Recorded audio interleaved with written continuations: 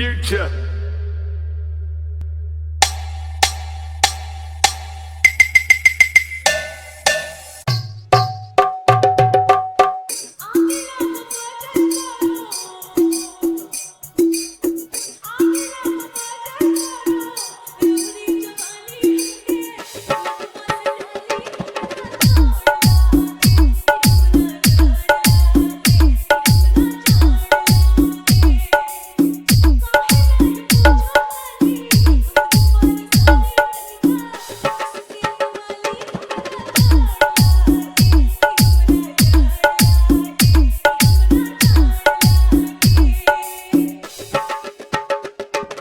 सागर remix, सागर remix, सागर remix, सागर remix. रघई मठ बाजार, रघई मठ बाजार, रघई मठ बाजार, रघई मठ बाजार। मीनापुर मुजफ्फर, मीनापुर मुजफ्फर, मीनापुर मुजफ्फर, मीनापुर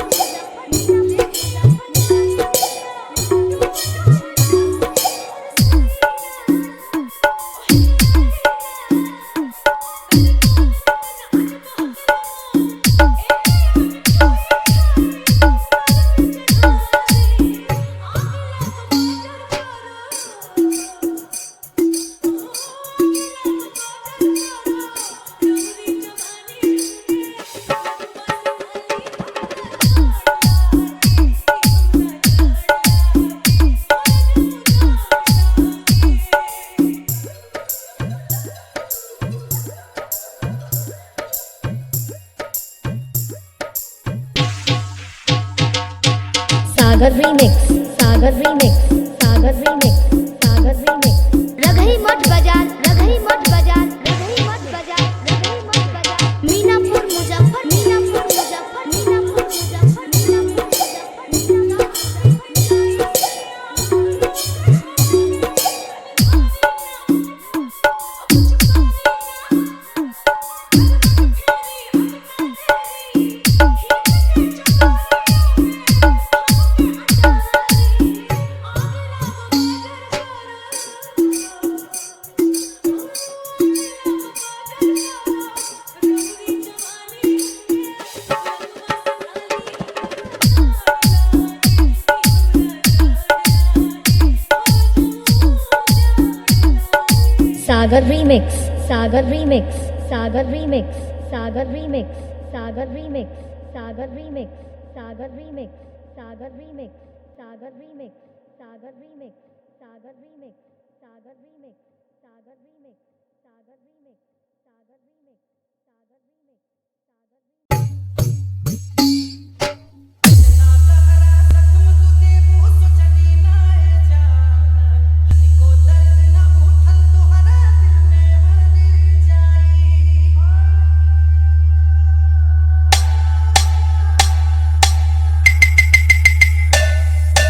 यात्रीगण कृपया ध्यान दें। आप जिस ट्रेन पर सवार है उसका नाम है कलयुग एक्सप्रेस। ये ट्रेन सभी स्टेशनों पर रुकती है। जुटनगर, दिखावा जंक्शन, ईर्ष्या टाउन और मतलबपुर। कृपया सच्चाई और इंसानियत का सामान साथ ना रखें। यहाँ उनका कोई स्टेशन नहीं आता। धन्यवाद। आपकी यात्रा शुभ हो। सागर रीमिक्स, सागर रीमिक्स, सागर रीमिक्स, सागर रीमिक्स। रघई मठ बाजार, रघई मठ बाजार, रघई मठ बाजार, रघई मठ बाजार। मीनापुर मुजफ्फर, मीनापुर मुजफ्फर, मीनापुर मुजफ्फर, मीनापुर मुजफ्फर, मीनापुर मुजफ्फर, मीनापुर मुजफ्फर, मीनापुर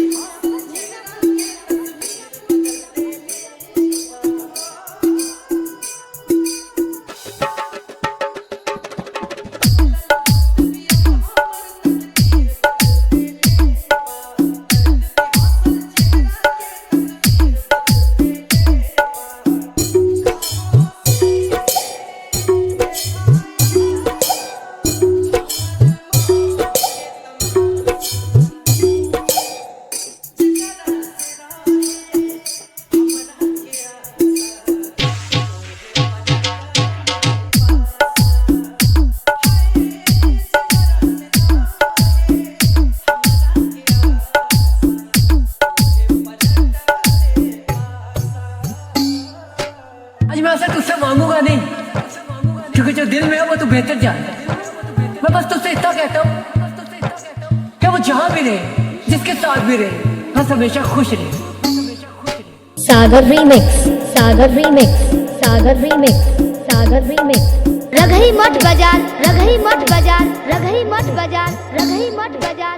मीनापुर मुजफ्फर, मीनापुर मुजफ्फर, मीनापुर मुजफ्फर, मीनापुर मुजफ्फर, मीनापुर मुजफ्फर, मीनापुर मुजफ्फर, मीनापुर मुजफ्फर।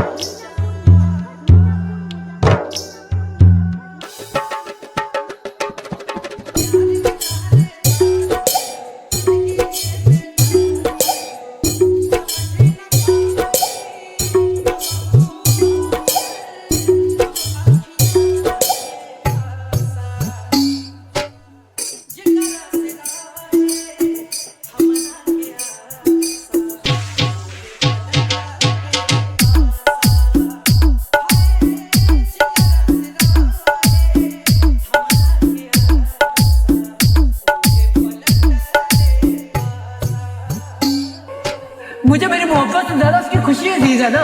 और अगर वो मुझे छोड़कर खुश है तो फिर ये शिकायत कैसी? हाँ यला उसके हिस्से के जितने दुख तकलीफें दर्द जो कुछ भी है ना, तो वो सारा का सारा मुझे दे दे। सागर रीमिक्स, सागर रीमिक्स, सागर रीमिक्स, सागर रीमिक्स। रघई मठ बाजार, रघई मठ बाजार, रघई मठ बाजार, रघई मठ बाजार। मीनापुर मुजफ्फर, मीनापुर मुजफ्फर, मीनापुर मुजफ्फर, मीनापुर मुजफ्फर, मीनापुर मुजफ्फर, मीनापुर मुजफ्फर, मीनापुर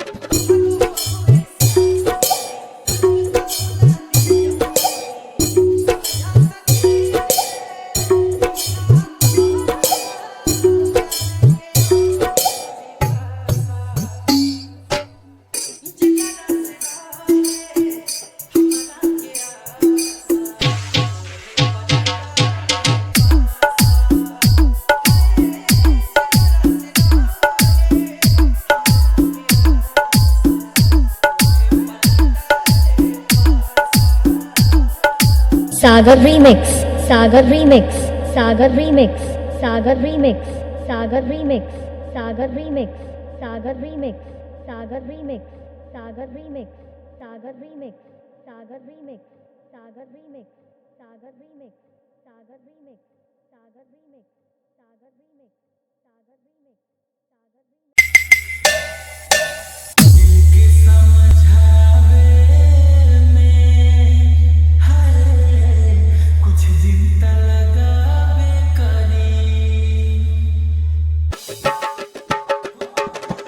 मैं बस तुझसे इतना कहता हूँ कि वो जहां भी रहे, जिसके साथ भी रहे, बस हमेशा खुश रहे। मुझे मेरी मोहब्बत से ज्यादा उसकी खुशी अजीज है ना। और अगर वो मुझे छोड़कर खुश है तो फिर ये शिकायत कैसी? हाँ यला उसके हिस्से के जितने दुख तकलीफें दर्द जो कुछ भी है ना, तो वो सारा का सारा मुझे दे दे। उसको कुछ भी ना करी, बस वो हमेशा खुश रहे।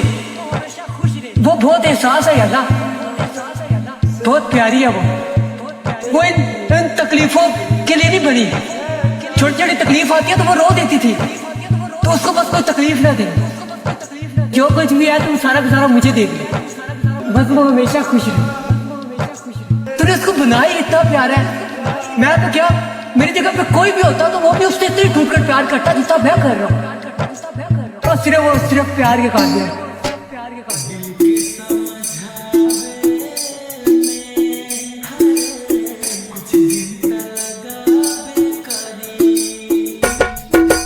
सागर रीमिक्स,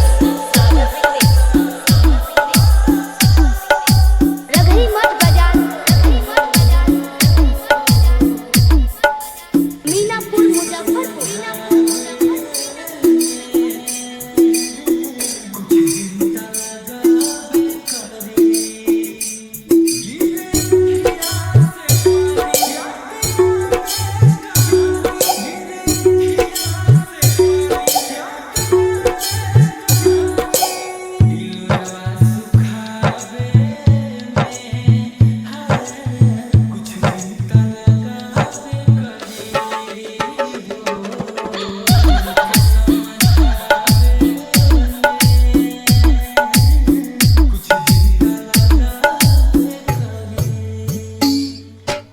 लड़ नहीं सकती हो घर में मेरे लिए, पर मेरे बिना मर जाओगे।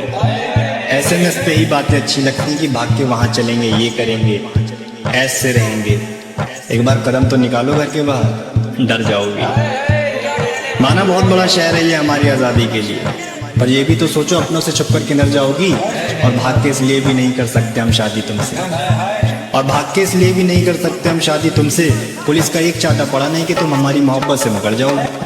सागर रीमिक्स, सागर रीमिक्स, रघई मठ बाजार, रघई मठ बाजार, मीनापुर मुजफ्फरपुर।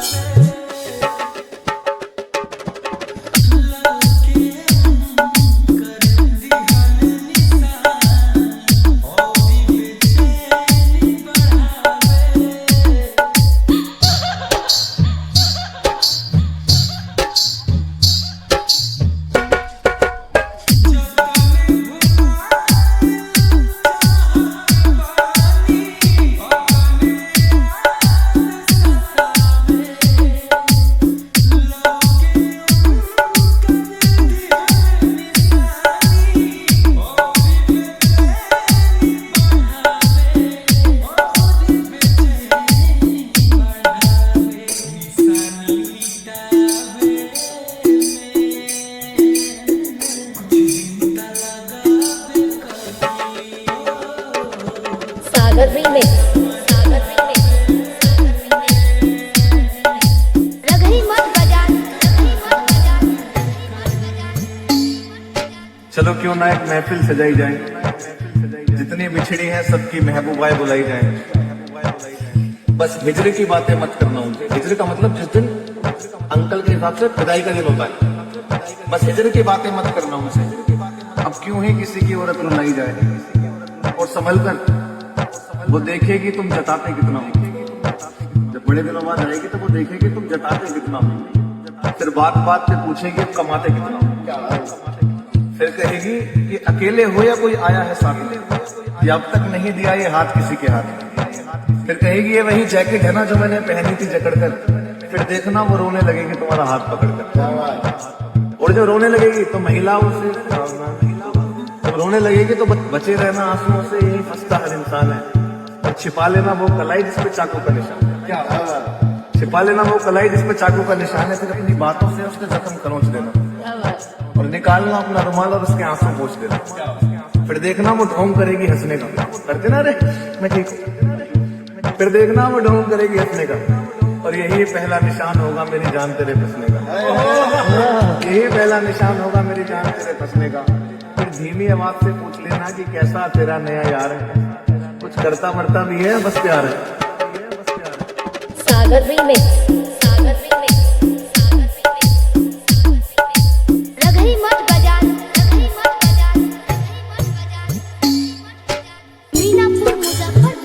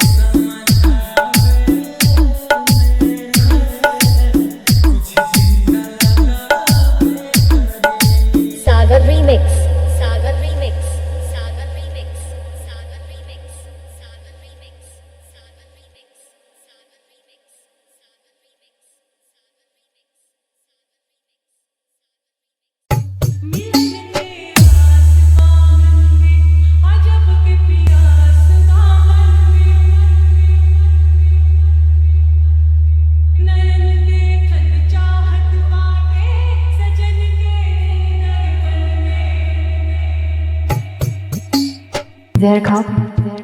तुम खिलाओगी? हाँ, खा लो। कसम से खिला दूंगी। कसम से खा लो। मर जाओगे याद रख। ये तो फिर तुम सोचना, मैं तो मर जाऊंगा। तुम मर गए तो कसम से मैं भी मर जाऊंगी। सागर रीमिक्स।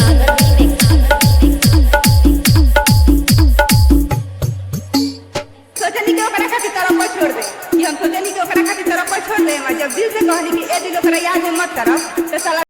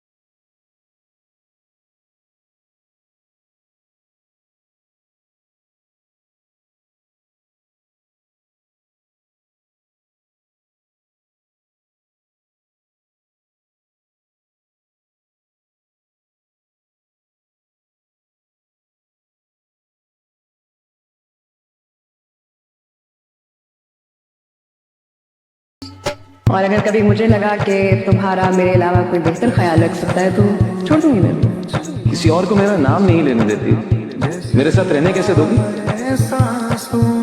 लोगों को मोहब्बत में ना महबूब चाहिए होता है, और मुझे मेरे महबूब की खुशी, उसका सुकून। मोहब्बत की सीढ़ी चढ़ना आसान है, उतरना बहुत मुश्किल है। तुम्हारा किया था है? भागते क्यों? जैसे हालात जा रहे हैं और जल्द में किसी और का हो जाऊंगा। किसी और का होकर भी तुम मेरे ही रहोगे। ये शौक भी पूरा करके देख लो, फिर क्या करोगे? सागर रीमिक्स।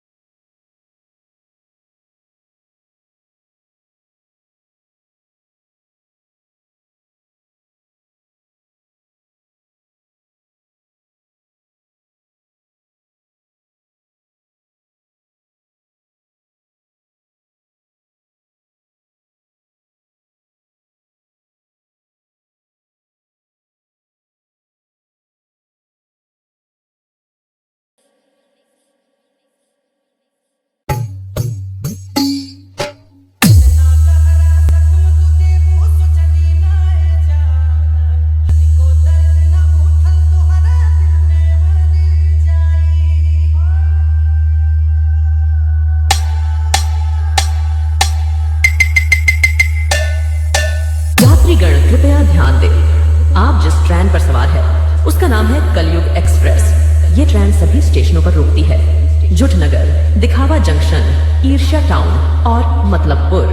कृपया सच्चाई और इंसानियत का सामान साथ ना रखिए। यहाँ उनका कोई स्टेशन नहीं आता। धन्यवाद। आपकी यात्रा शुभ हो। सागर रीमिक्स, सागर रीमिक्स, सागर रीमिक्स, सागर रीमिक्स। रघई मठ बाजार, रघई मठ बाजार, रघई मठ बाजार, रघई मठ बाजार। मीनापुर मुजफ्फर, मीनापुर मुजफ्फर, मीनापुर मुजफ्फर, मीनापुर मुजफ्फर, मीनापुर मुजफ्फर, मीनापुर मुजफ्फर,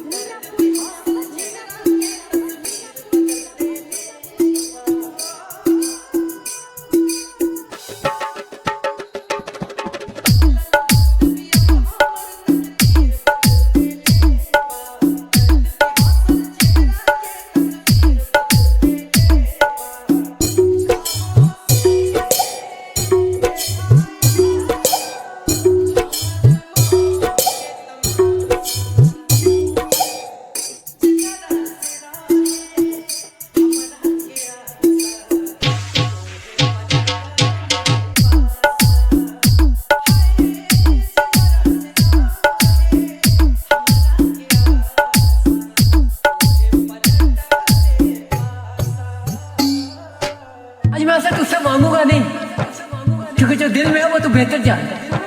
मैं बस तुझसे इतना कहता हूँ कि वो जहाँ भी रहे, जिसके साथ भी रहे, बस हमेशा खुश रहे। सागर रीमिक्स, सागर रीमिक्स, सागर रीमिक्स, सागर रीमिक्स। रघई मठ बाजार, रघई मठ बाजार, रघई मठ बाजार, रघई मठ बाजार। मीनापुर मुजफ्फर, मीनापुर मुजफ्फर, मीनापुर मुजफ्फर, मीनापुर मुजफ्फर, मीनापुर मुजफ्फर, मीनापुर मुजफ्फर, मीनापुर मुजफ्फर।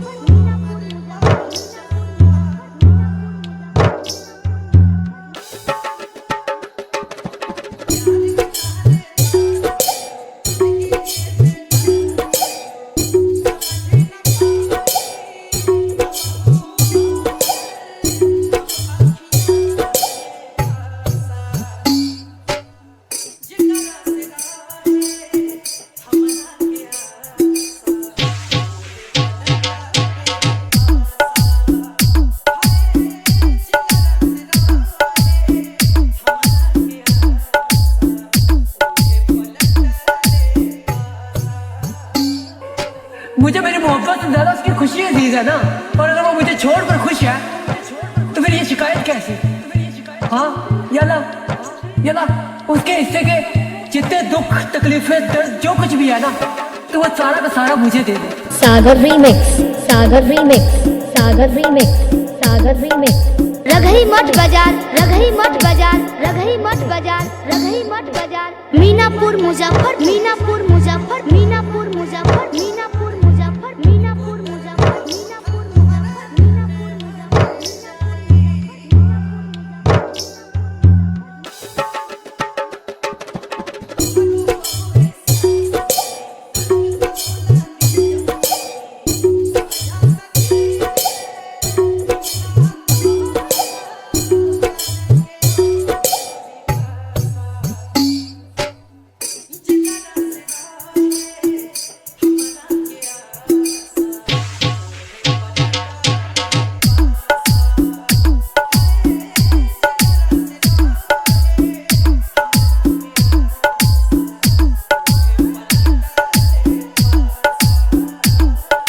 सागर रीमिक्स, सागर रीमिक्स, सागर रीमिक्स, सागर रीमिक्स, सागर रीमिक्स, सागर रीमिक्स, सागर रीमिक्स, सागर रीमिक्स, सागर रीमिक्स, सागर रीमिक्स, सागर रीमिक्स, सागर रीमिक्स, सागर रीमिक्स, सागर रीमिक्स, सागर रीमिक्स, सागर रीमिक्स, सागर रीमिक्स, सागर रीमिक्स।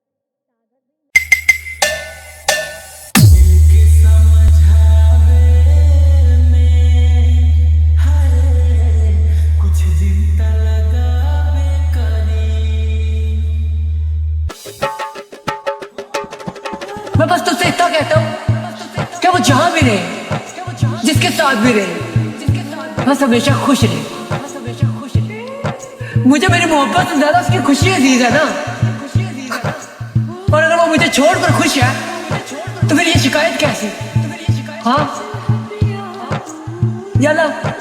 ये ना उसके हिस्से के जितने दुख तकलीफें दर्द जो कुछ भी है ना, तो वो सारा का सारा मुझे दे दे, उसको कुछ भी ना करी बस, वो हमेशा खुश रहे, वो बहुत एहसास है अल्लाह, बहुत प्यारी है वो इन तकलीफों के लिए नहीं बनी। छोटी छोटी तकलीफ आती है तो वो रो देती थी, तो उसको बस कोई तकलीफ ना दे, जो कुछ भी है तुम सारा का सारा मुझे दे दे, बस वो हमेशा खुश रहे। तूने उसको बनाई इतना प्यार है, मैं तो क्या, मेरी जगह पे कोई भी होता तो वो भी उससे इतनी टूट कर प्यार करता जितना मैं कर रहा हूँ, और सिर्फ प्यार के काबिल है।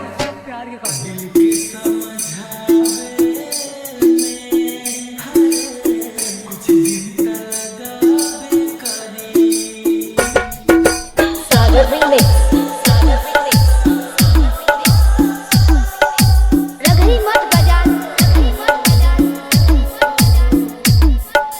मीनापुर मुजफ्फरपुर।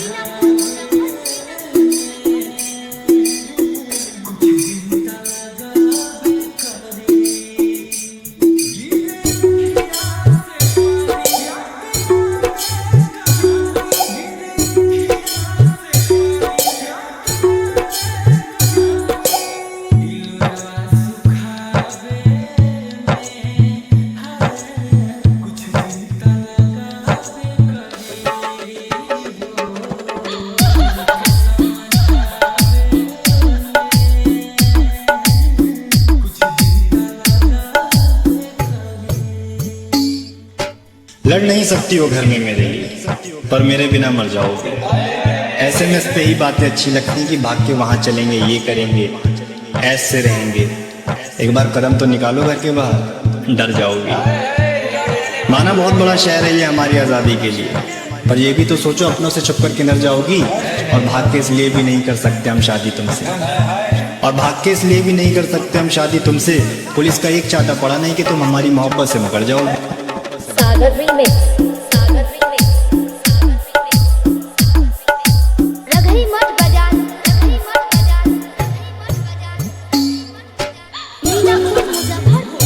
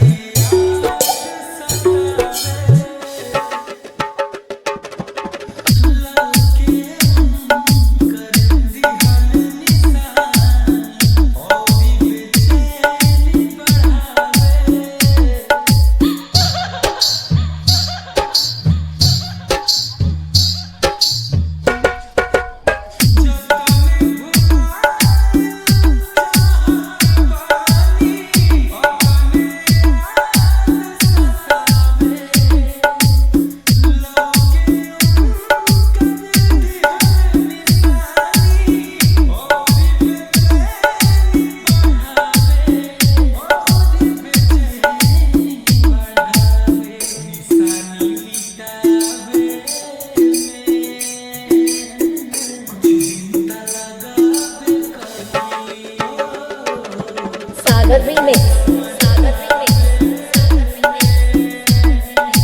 रघई मठ बाजार,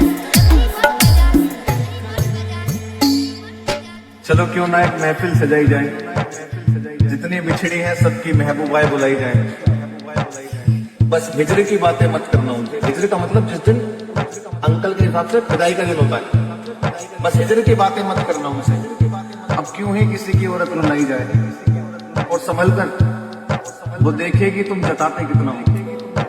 जब बड़े दिनों बाद आएगी तो वो देखेगी तुम जताते कितना हो, फिर बात बात पे पूछेगी अब कमाते कितना हो। फिर कहेगी कि अकेले हो या कोई आया है साथ में, या अब तक नहीं दिया ये हाथ किसी के हाथ। फिर कहेगी ये वही जैकेट है ना जो मैंने पहनी थी जकड़ कर। फिर देखना वो रोने लगेगी तुम्हारा हाथ पकड़ कर, और जब रोने लगेगी तो महिलाओं से, जब रोने लगेगी तो बचे रहना आंसुओं से, यही फंसता हर इंसान है।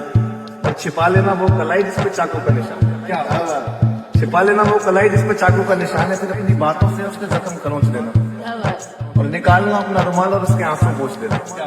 फिर देखना वो ढोंग करेगी हंसने का, करते ना रे मैं ठीक हूँ। फिर देखना